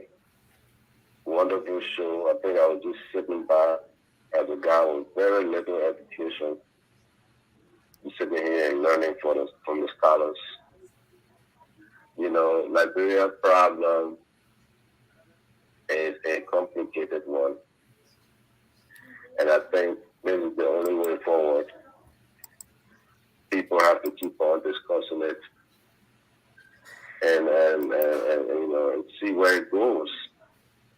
I think this endeavor to discuss Liberia's problem or finding the solution to Liberia's problem, you know, is a million miles away here from getting to the end or the finishing end.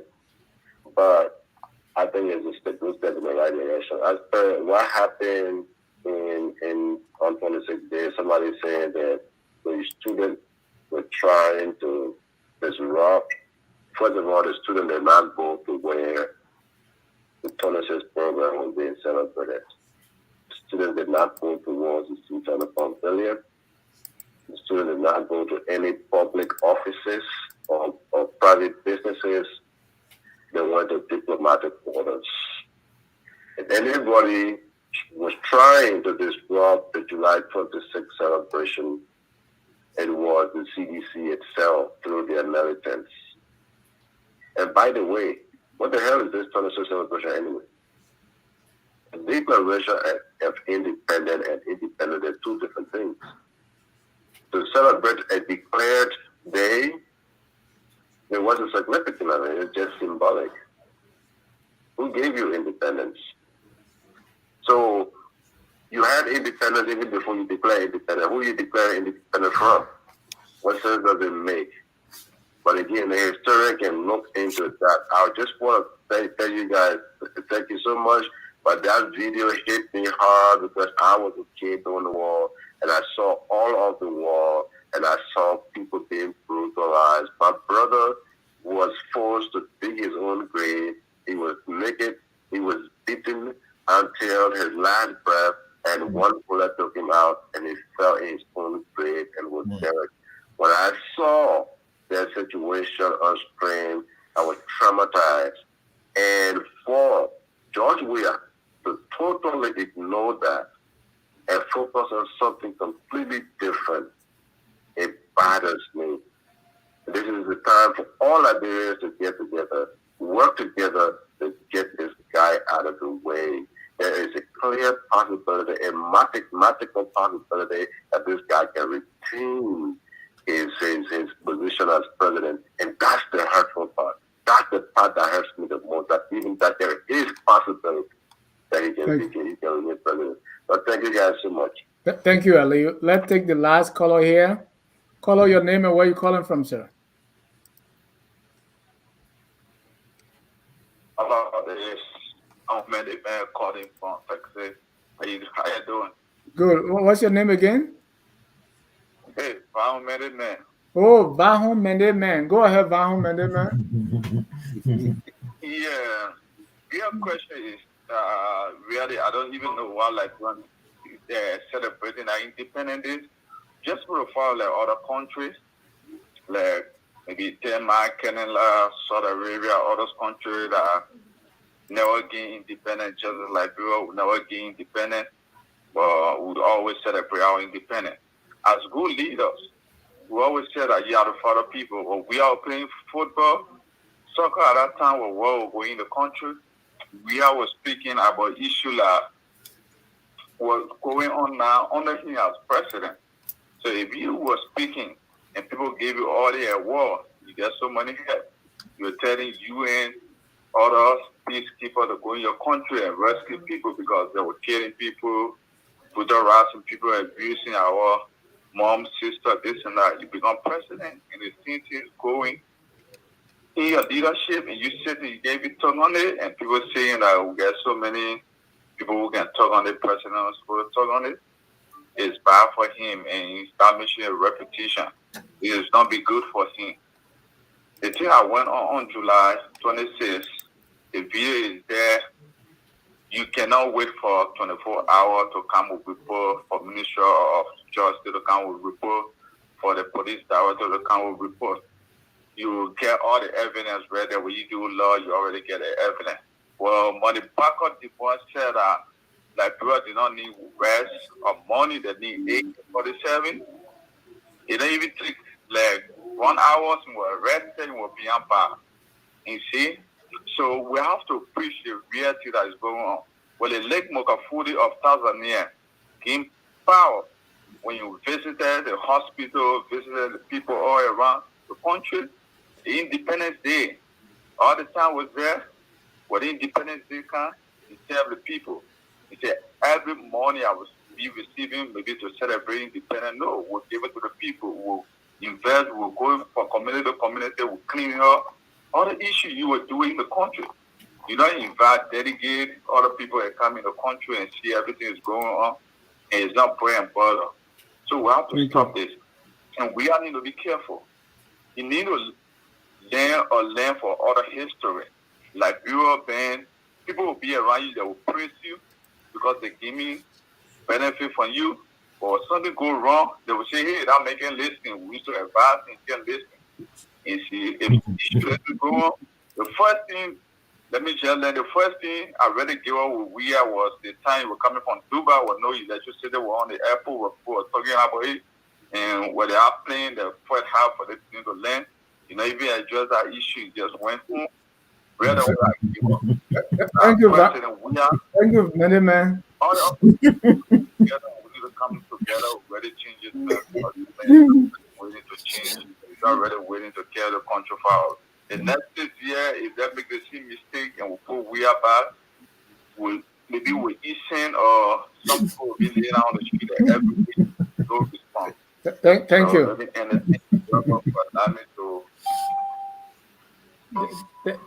Thank you.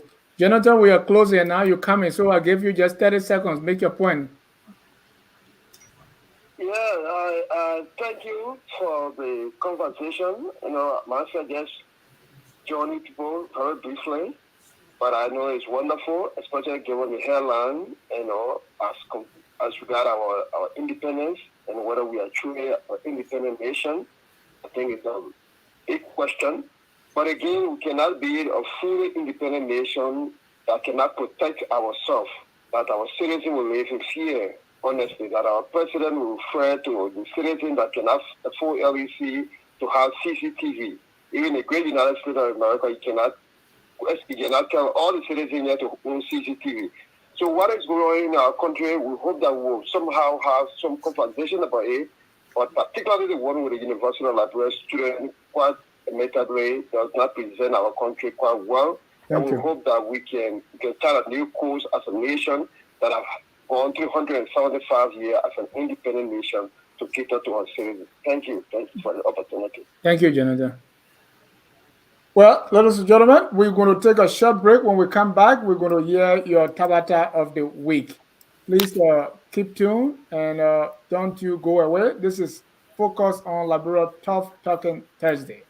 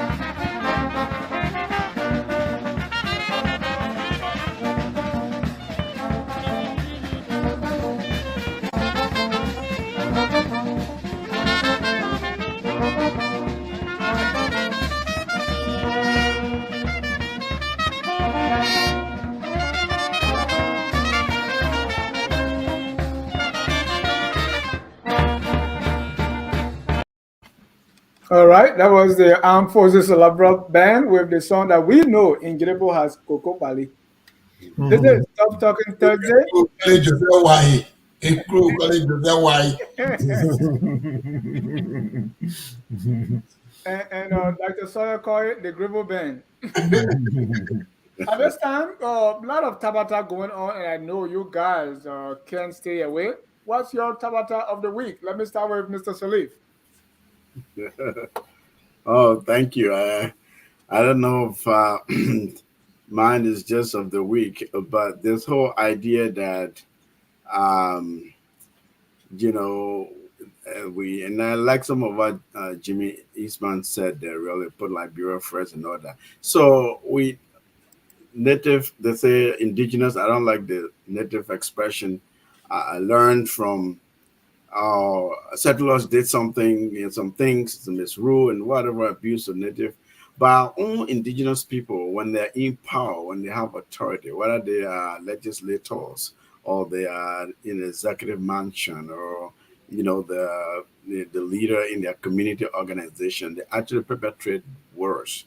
They exemplify worse than what people before them did to them, or at least miss that opportunity to correct things, to treat others better. I think that is a culture that we have to go away from. I mean, this is a heavy subject tonight, so my tabata is really people who consider themselves, quote unquote, not of settler descent. When you're in authority, you do worse than the settlers were doing. The settlers look at you and say, well, our people were there. You said they didn't do much, but the little they had set up was working for themselves. It was a welfare state, but it was working. Now you're here. You don't know how to handle it. It's broken down. You can build new one. You can maintain the old one. The whole system is just becomes a sort of cesspool is the word I don't want to use. But it just becomes very a difficult place for most of our people and they suffer. So that's a complete tabata to me. When you have leadership, you don't recognize that you're in the spotlight. You don't recognize you're in the spotlight. Mr. Kunney. Well, let me wear my partisan hat for my tabata. Just the other day, the Unity Party, even when they were a ruling party, headquarter business used to give them hard time. They got one headquarter that was given to them by gratis because the individual who had that place was in the government. Right. So nobody knew whether that place was even being paid for. So when the government ended, they ran into a headquarter problem. They got another person that gave them a billing, who is now their chairman. And if you listen to the Unity Party convention in Banga, this is the man now that is being charged by the partisans of being a CDC stooge. In fact, they want to get rid of him. So the thing is, if you get rid of that man, do you expect that man to still give you real estate? I mean, if I say, come in my house, you want to get rid of me? I think that's the complete tabata. It's a tabata right there. They don't have money for their own headquarters. The man who get in the headquarters, now they say the man at CDC stooge. They want to take the man from the chairmanship of the party. And pretty soon, again, the most populous opposition party, the way they call it, and said the most dominant, they will soon run into a headquarter problem again. I think that's complete tabata. Oh, so the man, when you're going home, because you're not playing, you carry a ball. But you know what the first man did to them? The man said, I ain't the government, give my place. Mr. Sherif, what's your tabata of the week? I'm still going regional. So the situation with Blaise Compaoré is intriguing to me. So he has released a letter, and some envoy from Ivory Coast took this letter to the current military ruler of Burkina Faso. In the letter, he apologized to the family of Thomas Sankara. He apologized to the people of Burkina Faso. He said, my comrade and friend. So how do you kill someone, murder someone brutally, and still call him your friend and comrade? I mean, that's a big tabata to be. Yeah, thank you. My tabata is George Weah new song. And thankfully, it did not get the headlines that the first ones got before. It's like people are now beginning to say, well, this is complete tabata. We need to focus on it. That why is this man finding time to sing when we have all these pressing problems? Yeah. And someone not- said he yeah. has released more singles than he has spoken to the nation. Right. That to me is complete tabata. Mm. Let's see what our viewers say here. Dave Jar said, my tabata of the week is for we are to continue to be president of Liberia. It is the greatest tabata of all time. All right, we have 5 minutes. 5 minutes to continue to end the show. So let me get your closing comment. Let's start with Mr. Sherif. Yeah, so this is a very important conversation that we've just had. Again, I go back to how the segment was arranged from 1847 to 1947. A lot happened. There were political transitions. Also, during that time period, during that 100-year time period, we had the Fernando Po crisis that led to the resignation of President King. We also have Firestone that came in and was given uncontrollable portion, land in Liberia to invest, which has not been a good investment for Liberia. And then in the second segment, in 1947 to 1980, you had Tubman that dominated the political life of Liberia during that time period. And during that time period, a lot of political changes occurred. The president now became the boss, the big boss. The president was everything. So the president was lionized during this time period. So Tubman actually did that. And then now you have 1980 to present. 1980, that decade started with a tragic, very tragic event that has followed us up to this time. We have not gotten from underneath what happened in 1980 with the brutal murder of the president and the brutal murder of the 13 former government officials. And then in that decade, we go into a brutal, very brutal civil war, that led to the death of tens, if not hundreds of thousands of Liberians. And so we're still trying to recover. And meanwhile, while we're still trying to recover, we have governance issues right now that we have to deal with this George Weah, who's more interested in releasing singles than actually working in the executive mansion. So we are in for some tough times. Thank you. Mr. Sherif, Mr. Sirleaf. That's my brother, I know. Yeah, that's why he's struggling with the two names. Distinguishing the two names. With that tonight. Oh, thank you. My brother just said, really went back in the historical close there. I think the segmentation of this program tonight was very appropriate. Look, independence. I want to speak to independence. Independence. It's a matter of is a legal question, is a sovereignty question, but it's also a functional, practical matter. Political independence, economic independence, social cultural independence. How are we independent? What have we done with that independence? Just like freedom, they grant someone gets their freedom if maybe they were in prison or they had a freedom curtailed. Now the freedom is given them or is declared to them or restored to them. The question is, what have we done with that freedom? Because the freedom was for us to exist on a continent that didn't govern itself at that time.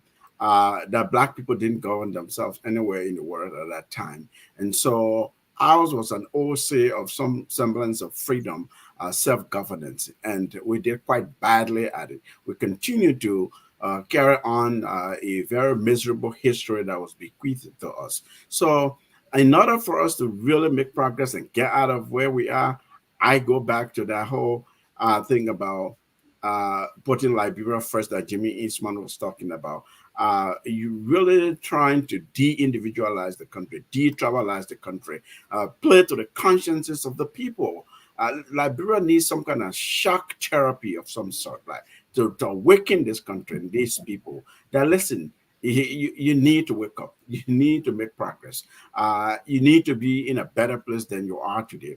This is not a denigration of our country at all. But if you want to have this conversation, you have to be honest It's a painful conversation. It is going to be a painful process.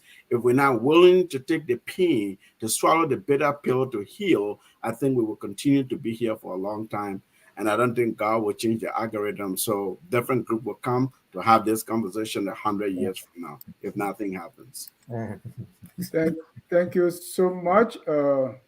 Let's get some few ads here. Tomorrow is the Liberian Business Expo. That's 2022. It's happening right here in Metro Atlanta. So we're going to have the Liberian Business Expo. That's the Liberian Chamber of Commerce in collaboration with Made in Liberia Inc. We'll be having a business expo right here in Lawrenceville. It starts July 29th to the 30th, Lawrenceville, GA 10 a.m. And you have all the prices. If you are in the area or you want to connect with us on phone, on the internet through Zoom, please call Stephanie Cetro, and the numbers are somewhere there. Yeah. All right, let's get to Mr. Kunney. Mr. Kunney, a lot of people say they wanted to put you on their bike, so you get the last word. Yeah, so let me start with the question that Ahmed asked. What have we done with our independence? This is a very simple but, very important question. We're 175 years old. Really, there are certain things we should not be talking about. A country of that age should not be talking about certain things. We shouldn't be talking about electricity. We shouldn't be talking about road infrastructure. Should not be talking about water. We shouldn't be talking about even education. We shouldn't be talking about these things. But unfortunately, this is where our country is. And if these things were easy to be done before, I want to believe they would have been done. And this is where we are. And this is why, even in the face of the challenges that this administration faces, and some of what other people may describe as the shortfall of this administration, that people continue to recognize the construction of roads, people continue to recognize the effort to electrify the country, to expand electricity to the people. You can't hold your head. I know somebody say, hey, but the budget that was just passed, there is a lot of funding there to expand electricity to the people. There is a lot of funding to provide basic services to the people. Good performance you did tonight, you can't spoil it now. Well, but then the fact of the matter is, if these things were easy to be done, we would not be talking that. We shouldn't be talking about electricity after 175 years. We shouldn't be talking about schools after 175 years.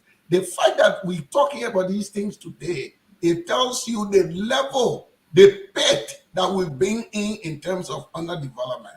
So, we still hope that we'll make progress. I still believe that to move forward as a nation, we need to make progress on education.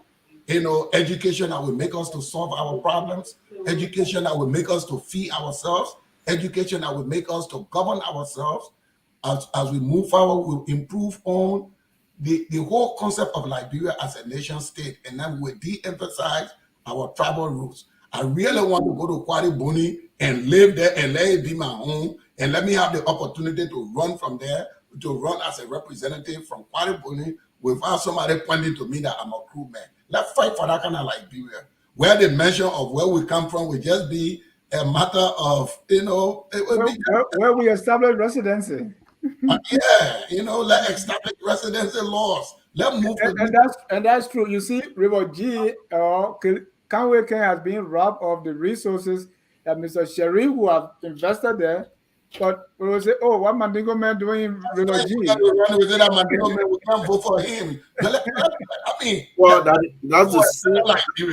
that's the same reason why they say, well, those people are strangers in America who want to be in America and come here at the same time and do things. So let's restrict them. So Mr. Kunney, it's just, we have to go beyond that. We got to go beyond that. I want to run as a representative from Kwaribuni. Right. Thank you. And I want to run from Paye in Lofa County among the Pele people because I enjoyed them when I stayed with them in Guinea, Bamakama, where I was teaching. They're all Liberian. We should be able to do that. We should do that. And that's why we want to end tonight. We don't have that kind of problem where you come, welcome you there. Yeah, sometimes we don't even know whether you're from Bome or you're from. But you can't take Wilmot Kunney down there with a CDC idea to run, man. You can't do that. You can't do that. On that note, we want to end with the song that says we are all like here. Whether you come from Kwadu Boni or from Bokonjire or wherever you come from, whether you are descendant of the ex-slaves or you are the Congo people that came from Delta State or somewhere in West Africa, or you just came from nowhere and you found yourself there, as from a non-Negro descent. Whoever you are in Liberia, we are all Liberians, and that's what matters. Have a good night, and we close on that song.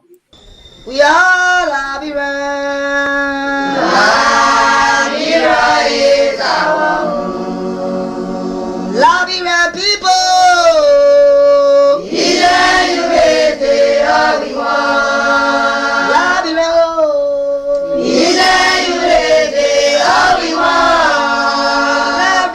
Liberia.